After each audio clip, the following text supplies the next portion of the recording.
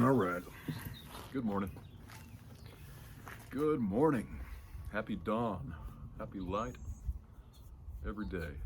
May your light rise. It does, whether you're here or not. Your light will be rising. Now, I like making these videos where I have no idea what I'm going to say, and then I start saying things, and that's how it works for me. Because when I have an expectation, it suddenly corrupts the entire flow state. The flow state. I think my wolf just farted over there. It's not easy to do these videos and have no doubt that something weird won't happen, and that I won't have like a booger in my nose or something in my teeth, but I begin talking. I find that we're completely perfect. Everything is already within you.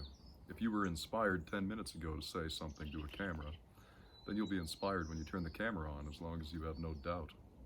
So speak. Speak wherever you are, whether it's to a camera or to an individual. But notice, if there's moments of doubt, look at how they show up. Look at what you do with them. Notice that just long enough for you to then move again into a state of no doubt.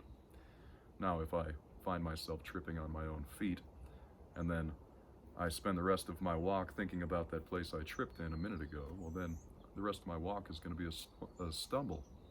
See what I did there? I was talking about stumbling and I almost stumbled on my word.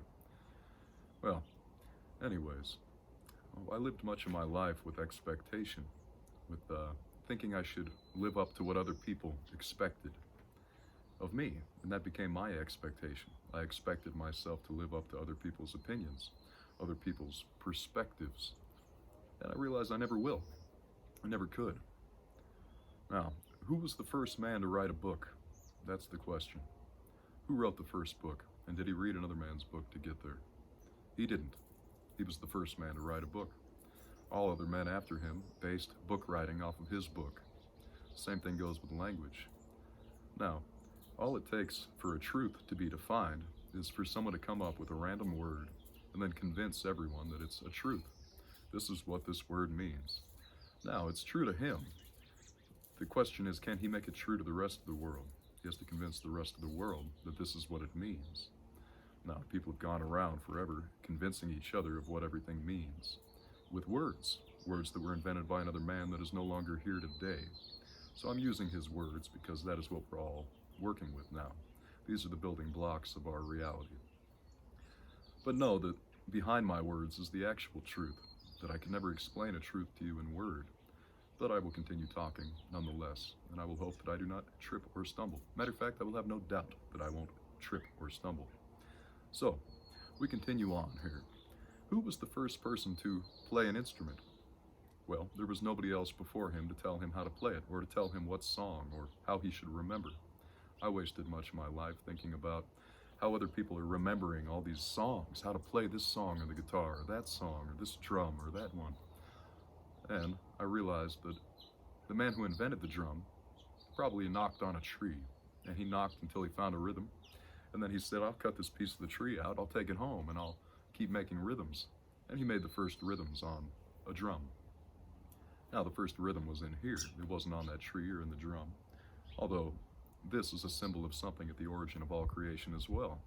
We're in a holographic universe, meaning all parts contain the signature of the whole. So there's a heart in all things if you can look for it. If your eye is open, you'll find it.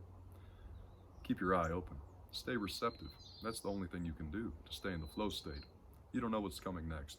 You might think that you're headed this way, but then suddenly there's a wall. And if you're not in the flow state, you'll stand at that wall for too long and think about it. Why is this wall here? But if you take that left turn, you might find something. If that doesn't work, you take another left or a right, and you'll find something. Either way, but if you keep moving, this is how the flow state is achieved. Don't stop, don't slow down. Now, there are a lot of poodles in this world. These are poodles, and they bark. People with loud voices, people that talk too much.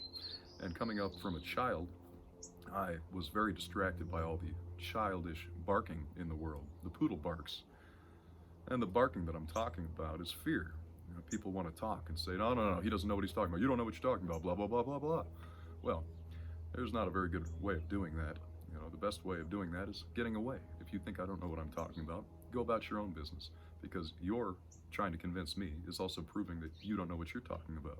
So if you knew what you were talking about, it would either come out very clean and efficient and effectively, or you would walk away knowing that I won't ever know what you're talking about until I discover it for myself. This is gnosis. This is not knowledge. This is not wisdom. This is experiential wisdom, knowledge from experience, direct experience. This is how we actually learn. We don't learn from other men's words. We learn with what we do with those words inside of our heads, or what we do with the world inside of our head. Your intention must be to learn from everything, or you won't get there. You'll continue to think that you know something, but you'll just be a regurgitation of something that you witnessed before until you've rattled it around with your own intention. It's not what you are. You are not that wisdom. So, the poodles that are barking, they often bark at the wolf. Now, I have a pet wolf here. He's not my pet. He's my friend, he's my brother, and he's my son. I can't claim him. But what I'm saying is that we bred the wolf down into the poodle. Now, there are many dogs in the world, and when the dog sees the wolf, it's scared to death, and it begins to bark. It begins to bark because it's afraid. And it keeps barking to try to get that thing away from it. But if the wolf steps near it, the dog shits itself and takes off running. That's the truth. And if it doesn't, the dog ends up dying because the wolf wins. The wolf is the root of that genetic lineage. And in that root was the purity. Now, humans have selectively bred, which technically is against the laws of nature. However, everything is within the laws of nature.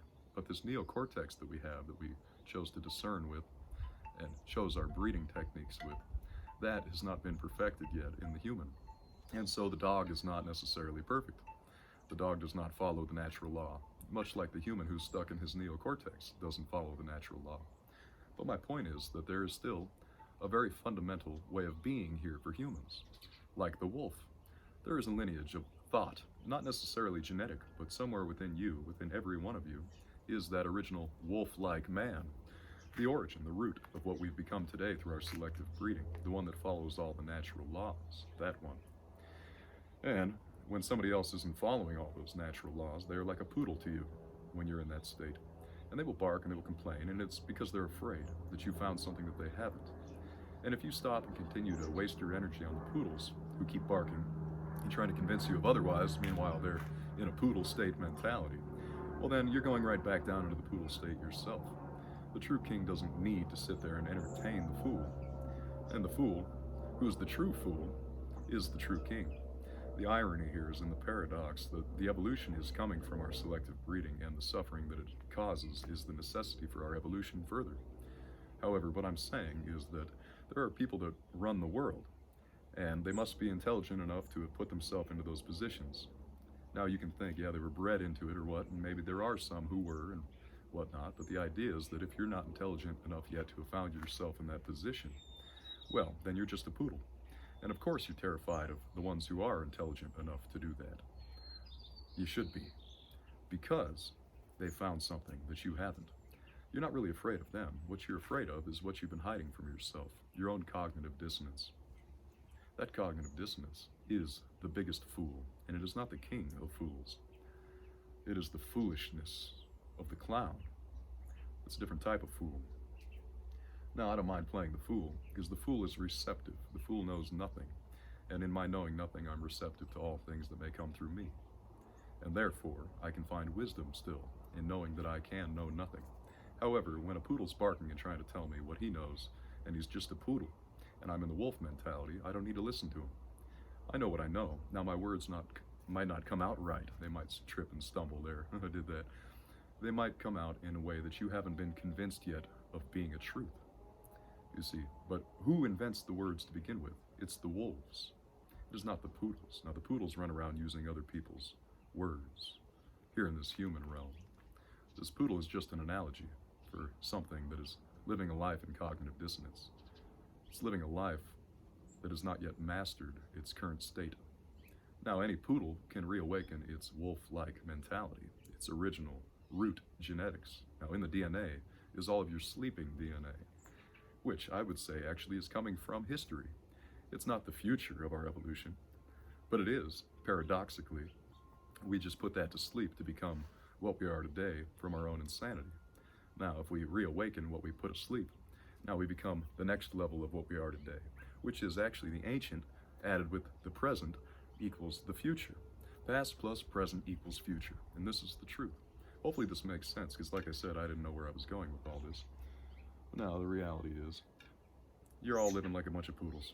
Maybe not all of you, but if we're sitting there watching other people's videos and reading other people's books, then we still haven't found that pure truth, which is gnosis. Now, yes, I will look through old books, and I will read other people's articles, and I will look through other people's videos from time to time, because that's when I'm playing the fool, because I realize that there's always more evolution to be had, no matter how intelligent we get, or how awakened we get, I should say, because intelligence is commonly misunderstood. Awakenedness isn't so commonly misunderstood. Awaken the mind. Now I'm going to kind of segue into something else here. That third eye in the middle of your head, that is the sixth sense, which to me means all of the other five senses, your smell, your taste, your hearing, your sight, and your feeling, all these things, when fully awakened, create that sixth. However, that sixth sense, paradoxically, is what created the other five senses. Now, everything is one. All these things that you're sensing are just one thing. However, in order to triangulate reality here, we have divided that one thing into the many senses. Everything is polar. You can't feel anything without opposition. You can't smell anything without opposition. You can't see anything without that light. That's vibration. That vibration is also sound. It's all one thing. Now here we are collecting them. There's more than five senses, but we call it five so that we can add that sixth sense because of what we've been convinced of before. Makes it easier right now for this conversation. However, what I'm getting at is that if you want to fully awaken your mind, that wolf in you, you have to awaken all of your senses in the body, because all those senses awakening also awaken the brain. The brain has nothing to do here without the senses. It's stuck without triangulation to this material reality. You're a vegetable. You're living in a dream. There's nothing tangible, and if you don't record your dream with the physical body, or speak it, or whatever you want to call it, then you lose it. You forget. It's gone like that. And that is how we are without body. There's nothing definitive. Now we have blocks to build with here. These are our definitions. Yes, as insane as that is, paradoxically, it also serves us a greater purpose of evolution, because suffering is the mother of evolution. Necessity is the mother of invention. It's one and the same. So now, awaken the five senses, you awaken the sixth sense. If you awaken the sixth sense, you awaken the five senses.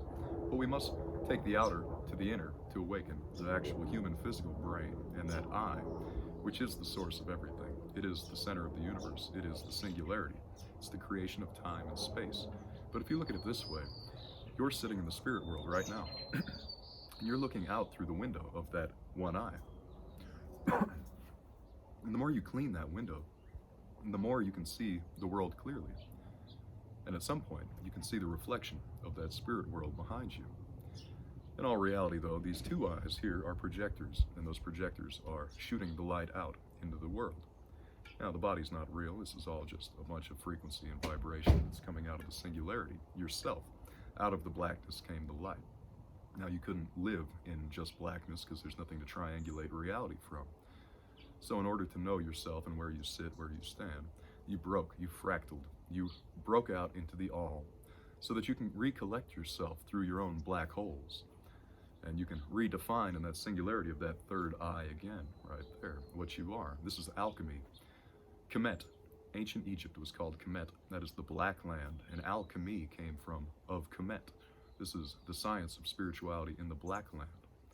And Egypt to me is consciousness. Now we come into life in seeming chaos.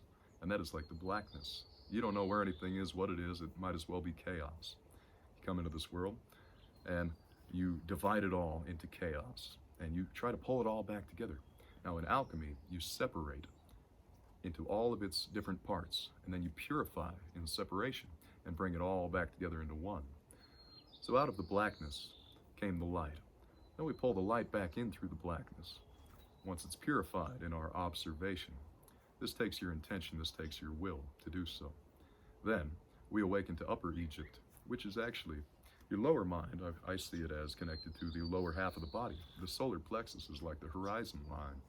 The sun rises over this line into the day of life, into the enlightenment. And below, you're still in darkness. You're living with the root instincts, your gut, your sexual organs, and your survival. Now, Once you finally cross this line in your life and you get your energy above it, you start to illuminate the heart, which is your relation to the world, your emotional relation, which is also connected to the center of the brain, not the third eye necessarily, but the limbic system, which produces all of your emotional response. Relationship is the key.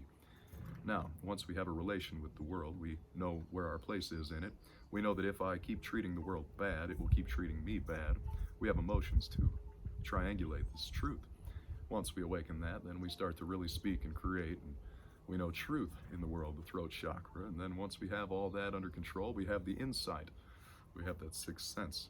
That sixth sense is still just materially based here. It is the window that connects the two worlds. Now, there's a much higher one in the crown.